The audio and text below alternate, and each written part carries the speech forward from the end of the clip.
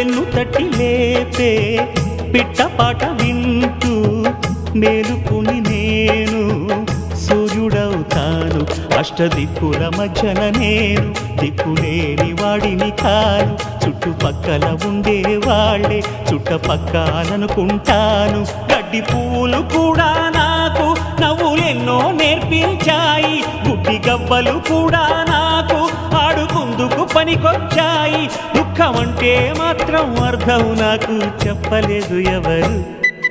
రాముడు మంచి బాలుడు అని అంతా అంటారు, నన్ను చూసి అంతా అంటారు.